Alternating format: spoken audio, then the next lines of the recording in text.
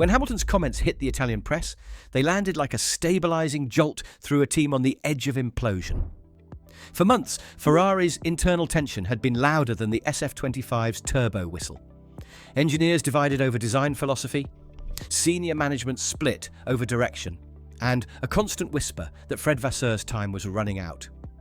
Names like Christian Horner and Antonello Coletta floated through the paddock like ghosts, each one feeding the idea that Ferrari was already preparing for another reset. Then came Hamilton's interview, deliberate, controlled, and timed with surgical precision. He didn't simply praise Vasseur, he reframed the story. He said the Frenchman hadn't changed since their GP2 domination days. Still calm, still analytical, still obsessed with progress over panic. In Formula One politics, that wasn't flattery. It was a coded warning to those stirring instability. Stop tearing down the walls while we're still building the house. Inside Maranello, the effect was immediate. La Gazzetta dello Sport reported a visible mood shift during the following simulator sessions. Senior engineers who had been privately critical of Vasseur's slow-burn leadership began echoing Hamilton's language, words like unity, patience, and process. In Ferrari terms, that's seismic. Politics there has always moved faster than performance, and for once, a driver was trying to slow it down. Hamilton understands the cost of chaos. He saw it at McLaren in 2012 when internal egos destroyed a car quick enough to fight for titles. He saw it again at Mercedes when tension between himself and Rosberg nearly derailed a dynasty. Now he sees that same volatility threatening Ferrari. By standing publicly beside Vasseur, Hamilton isn't just showing loyalty, he's engineering stability.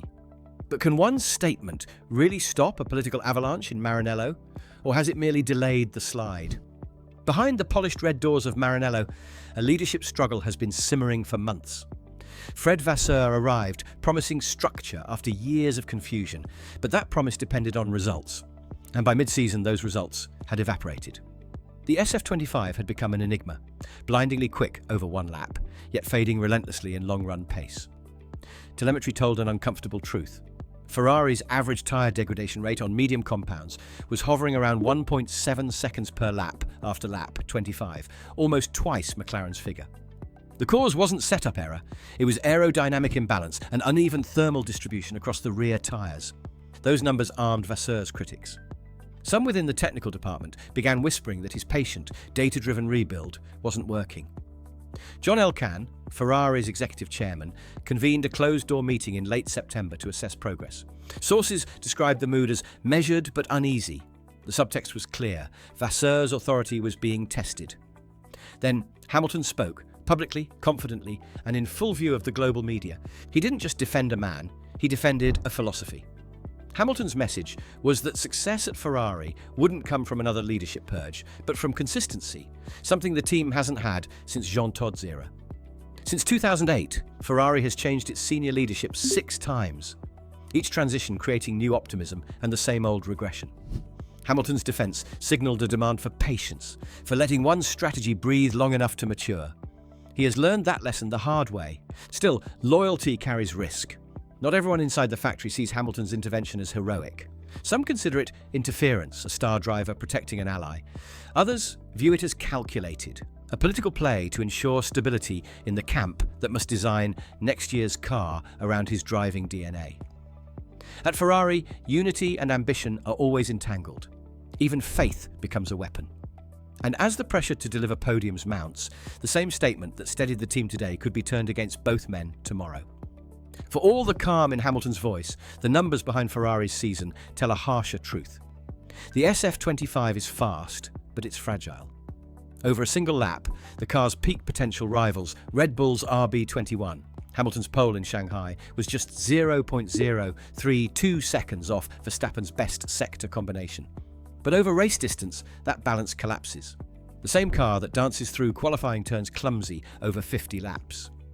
The reason lies deep in the data Ferrari engineers have been quietly dissecting for months. At the heart of the issue is load consistency. Hamilton's throttle traces from Hungary revealed a pattern of mid-corner instability that forced him to feather the pedal 12% longer than his stint model allowed. That hesitation costs around 0.3 per lap, but the true damage happens later. It overheats the rears, and once that thermal delta exceeds 8 degrees Celsius, grip loss becomes irreversible. Ferrari's new floor design, introduced in Austria, was supposed to fix that by redistributing low-pressure airflow through the outer diffuser channel. Instead, it made the car's sensitivity worse. This is where Vasseur's leadership philosophy is being tested most.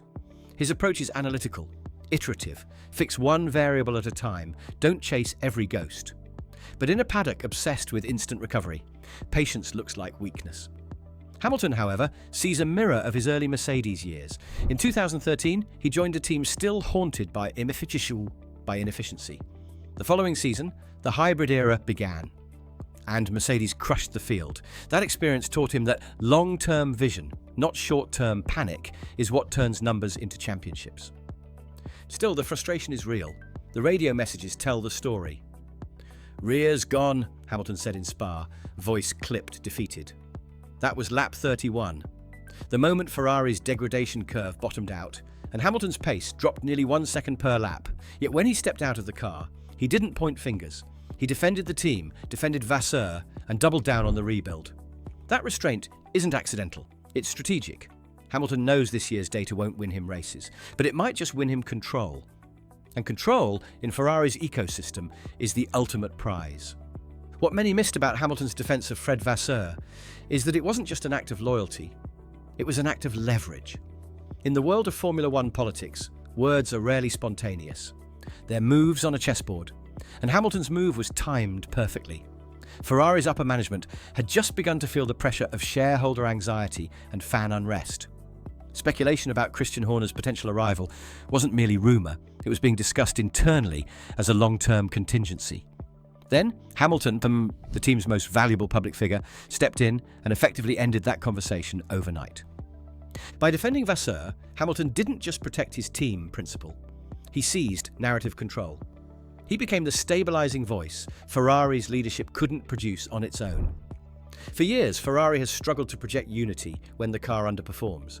Now, for the first time, that message wasn't coming from a press officer or a boardroom memo. It came from the driver himself. That carries weight in Italy, where Ferrari's stars are seen as extensions of the brand itself. Inside the paddock, rival team principals took notice. Toto Wolff, when asked about Hamilton's comments, smiled and called it typical Lewis, strategic, composed, and 2 steps ahead. And he wasn't wrong, this was classic Hamilton. Reshape the narrative before it reshapes you.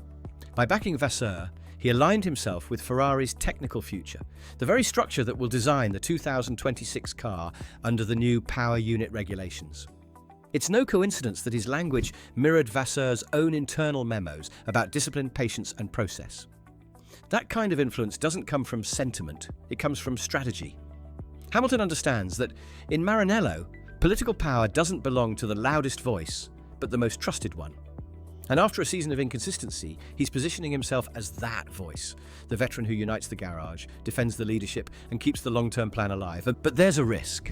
Because in Ferrari's history, no driver has ever successfully balanced loyalty and authority for long. Eventually, one erodes the other. And as the pressure mounts heading into the final races, even Hamilton may find that his words have created expectations he alone can't control. When Hamilton walks through the corridors of Maranello, there's a different kind of energy following him now. It's not just the weight of 7 world titles. It's the quiet authority of someone who has lived through dynasties. Ferrari mechanics have described him as methodical, someone who doesn't just drive, but questions everything, from tyre prep to pit sequence simulations. In an environment that's historically hierarchical, where feedback flows downward, Hamilton has reversed the current. Engineers talk, and he listens. Then, when he speaks, they listen back. That's not how Ferrari used to work. Under Vasseur, that dynamic has started to take root. The pair share a trust forged long before Formula One fame, back when Fred managed Hamilton at ART Grand Prix. It's why Hamilton's arrival wasn't just a driver signing, it was a cultural reset. He brought with him the data discipline of Mercedes, colour-coded debrief models, predictive fuel mapping, and a ruthless obsession with consistency over comfort. For a team that's spent years chasing short bursts of speed, that shift is enormous. At Ferrari, data used to be treated as justification, proof for blame or defence. Now, under Hamilton's influence, it's becoming a tool for growth. The race engineers who once worked in isolated silos now sit in cross-department review sessions, a structure borrowed from Mercedes's triple-loop analysis model. It means mistakes are dissected, not punished. For a team often accused of eating itself from within, that's progress. And it's not lost on the drivers around him. Charles Leclerc, often viewed as the emotional opposite of Hamilton, has quietly adjusted his approach too. His debriefs are calmer, his phrasing more measured. The tone of Ferrari's internal reports has shifted from frustration to precision. All subtle, but all traceable back to one influence. The paradox is that Hamilton's steadying effect might be the one thing keeping Vasseur's long-term vision alive. In defending his boss, he's also defending his own blueprint for what Ferrari must become. A team built on process, not panic. But as results continue to lag, even the most disciplined culture faces one enemy: impatience. And in Italy, impatience spreads faster than fire. Every act of loyalty in Formula One comes with a price tag, and Hamilton's is starting to become visible. By defending Fred Vasseur, he's tied his own reputation to the Frenchman's results. Every missed podium now reflects not just on Ferrari's technical department, but on Hamilton's faith in its leadership. Inside the paddock, rivals have already started to weaponize that narrative. One Red Bull insider told Automotor and Sport that Hamilton's patience is admirable, but patience doesn't win titles. The jab might be harsh, but it cuts close to the truth. Formula One doesn't wait for slow revolutions. Ferrari's championship math tells the story. With 6 rounds remaining, the Scuderia sits 113 points behind McLaren in the constructors' standings and a staggering 187 behind Red Bull. Their podium conversion rate sits at just 22%, barely half of Mercedes. For Hamilton, that means the statistical odds of a win this season are almost non-existent, yet he keeps doubling down on unity. That decision, while noble, is also costly. The 2025 car's performance window is shrinking, and every week spent defending leadership is a week not spent chasing aerodynamic gains. Still, Hamilton seems unfazed. He's playing a longer game, one built around the 2026 regulation reset. He knows that by then, the pecking order will be rewritten, and the foundations laid now could define the next era of dominance. It's why he's absorbing the criticism, why he's choosing diplomacy over defiance. His message to Ferrari's hierarchy is subtle but clear: stay the course. But loyalty in this sport has limits. Every great driver reaches a moment when patience collides with performance. Hamilton's willingness to endure short-term struggle might forge Ferrari's future, or it might trap him in another rebuild that outlasts his prime. And for all the calm he shows in front of the cameras, he knows this truth as well as anyone. In Formula One, loyalty is only celebrated when it leads to winning. Anything else becomes hindsight's favourite mistake.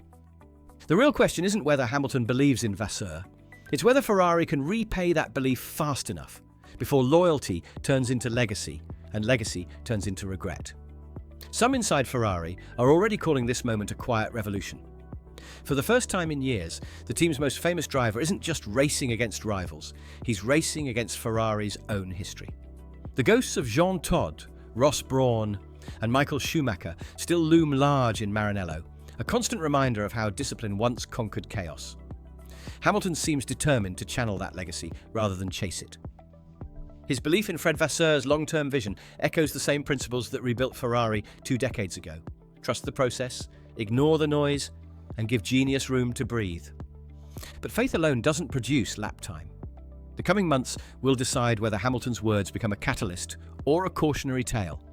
The 2026 Power Unit project, a hybrid system combining Ferrari's next-generation energy recovery design with an all-new combustion architecture, is already entering its validation phase.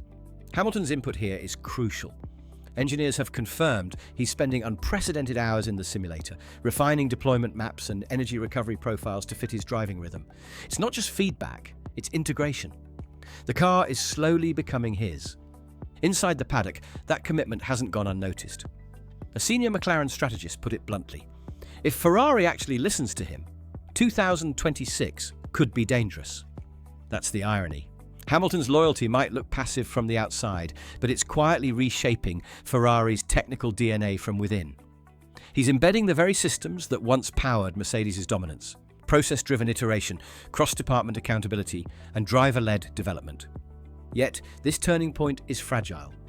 One wrong step, one winter of miscalculated upgrades, and the entire rebuild could crumble under the pressure of expectation. Ferrari's fan base is famously unforgiving. Their patience, like their passion, burns fast. Hamilton knows that. He's lived it before. In 2016, when public faith turned to fury overnight. The difference now is that he's older, steadier, and playing a bigger game. And if Ferrari does find redemption, history will point back to this season, to one interview, one defence, one moment when Hamilton refused to join the panic. Because sometimes the bravest thing a driver can do isn't to demand change, but to stand still long enough to make it possible. Ferrari's story has always been about passion versus patience. The red mist that wins races and the red tape that loses them. And right now, Lewis Hamilton sits at the centre of that eternal contradiction. His defence of Fred Vasseur wasn't just a gesture of friendship, it was a statement of philosophy. It told the world that Ferrari doesn't need another revolution, it needs evolution. The calm, deliberate kind that built empires at Mercedes and McLaren before politics tore them down. The irony is that Hamilton, once seen as the outsider who'd expose Ferrari's flaws, has become its internal anchor. He's doing what great champions do when the results aren't there, shaping culture, not headlines. He's shifted the narrative from panic to patience, from finger-pointing to process. For a team that's lived through nearly 2 decades of cyclical failure, that kind of stability could be the most valuable upgrade they've ever had. But there's still risk. Formula One moves faster than belief, and history doesn't often reward those who wait. The true measure of Hamilton's gamble won't come this season, or even next. It will come when the 2026 regulations arrive, when his fingerprints on Ferrari's design philosophy are finally revealed in carbon fibre and telemetry. If it works, Hamilton will be remembered not just as the driver who joined Ferrari, but as the one who rebuilt it from within. If it fails, his loyalty will be reinterpreted as naivety, the final noble miscalculation of a driver who stayed faithful to a dream that couldn't match his reality. So here's the question. Is Hamilton's stand for stability the act that saves Ferrari, or the one that seals its stagnation? Can loyalty really outlast pressure in a sport built on impatience? One thing is certain. The seeds have been planted. Ferrari's next era will be defined by whether those seeds take root or burn under the scrutiny that comes with the red car.